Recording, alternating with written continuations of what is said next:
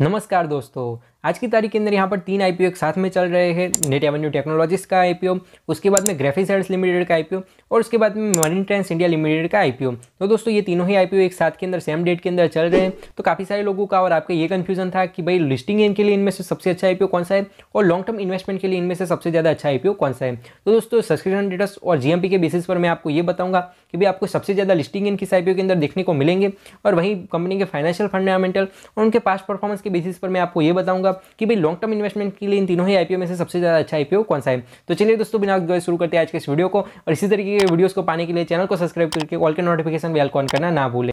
दोस्तों तीनों ही आईपीओ के अंदर आज यहाँ पर दूसरा दिन हो चुका है और एज ऑफ नाउ इन लोगों का जो सब्सक्रिप्शन स्टेटस है और जीएमपी जो है उसके बेसिस पर यहाँ पर सबसे ज़्यादा रिटर्न की एक्सपेक्टेशन नेट एवेन्यू टेक्नोलॉजीज के अंदर बन रही है, क्योंकि ये जो आईपीओ है वो रिटेल कैटेगरी के अंदर 56 टाइम जितना ओवर सब्सक्राइब हुआ है, वही इसके अंदर 28% की लिस्टिंग इनकी एक्सपेक्टेशन बन रही है। वही बाकी के जो दोनों ही आईपीओ है उसके अंदर रिटेल कैटेगरी के अंदर 5% से भी कम का सब्सक्रिप्शन है और यहाँ पर कोई भी लिस्टिंग इनकी एक्सपेक्टेशन नहीं बन रही है। तो लिस्टिंग इन के मामले के अंदर यहाँ पर आपको सबसे ज़्यादा लिस्टिंग इन जो है वो नेट एवेन्यू टेक्नोलॉजीज के अंदर देखने को मिलेंगे। तो लिस्टिंग इन के लिए अगर आप लोग अप्लाई करने के बारे में सोच रहे हो तो आपके दिमाग के अंदर नेट एवेन्यू टेक्नोलॉजीज होना चाहिए। वहीं अगर हम लोग बात करें लॉन्ग टर्म इन्वेस्टमेंट की, तो लॉन्ग टर्म इन्वेस्टमेंट के लिए यहाँ पर ग्राफिसाइड्स लिमिटेड का जो आईपीओ है वो मुझे पर्सनली काफ़ी ज़्यादा अच्छा लगा।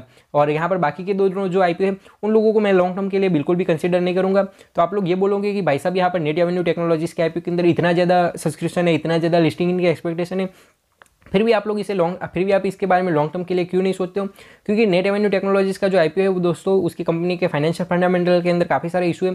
साथ ही साथ कंपनी का जो रिटर्न ऑन कैपिटल एम्प्लॉयड है वो सिर्फ और सिर्फ 5% का है, तो वो भी काफ़ी ज़्यादा कम है। साथ ही साथ फाइनेंशियल्स के अंदर काफ़ी सारी गड़बड़ यहाँ पर है। जबकि मैंने इन तीनों ही आईपीओ के ऊपर डिटेल्ड एनालिसिस के वीडियो बनाए हैं और मैंने नेट एवेन्यू टेक्नोलॉजीज वाले वीडियो के अंदर आपको क्लियरली बताया था कि लॉन्ग टर्म के लिए अगर आप लोग अप्लाई कर रहे हो तो प्लीज़ इसके बारे में सोचकर ही अप्लाई करना, क्योंकि फाइनेंशियल फंडामेंटल के अंदर काफ़ी सारे इशूज़ हैं। और इसी वजह से मैंने यहाँ पर आज की इस वीडियो के अंदर भी आपको यही क्लियर कट बता रहा हूँ कि भाई लॉन्ग टर्म के लिए नेट एवेन्यू टेक्नोलॉजीज के बारे में मत सोचिए। वहीं मैं ग्राफिसाइड्स को यहाँ पर क्यों आपको बता रहा हूँ कि भाई लॉन्ग टर्म के लिए आप इसके बारे में सोचिए, क्योंकि दोस्तों ग्राफिसाइड्स लिमिटेड जो है उस कंपनी के फाइनेंशियल फंडामेंटल भी अच्छे और इन लोगों का जो परफॉर्मेंस है वो भी यहाँ पर ठीक ठाक से है। मैं ऐसा नहीं बोल रहा हूँ कि इन लोगों के प्रॉफिट के अंदर कोई बम्पर ग्रोथ हो गई या तो फिर कंपनी ने ऐसे कुछ यहाँ पर बड़ा का कुछ उखाड़ लिया, तो ऐसी कुछ बात नहीं है। कंपनी यहाँ पर 15% के यहाँ पर आरओई और आरओसी के साथ में चल रही है।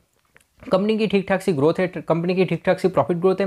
फिर भी मैं आपको यही रेकमेंड क्यों कर रहा हूँ, क्योंकि दोस्तों यहाँ पर कंपनी की ग्रोथ अच्छी है और कंपनी ठीक ठाक तरीके से ही भी सही लेकिन यहाँ पर चल रही है। और बाकी की दोनों जो कंपनियाँ हैं उनके अंदर थोड़ा बहुत स्टार्टअप सा माहौल है, कुछ खास रिटर्न नहीं है, कुछ खास परफॉर्मेंस नहीं है।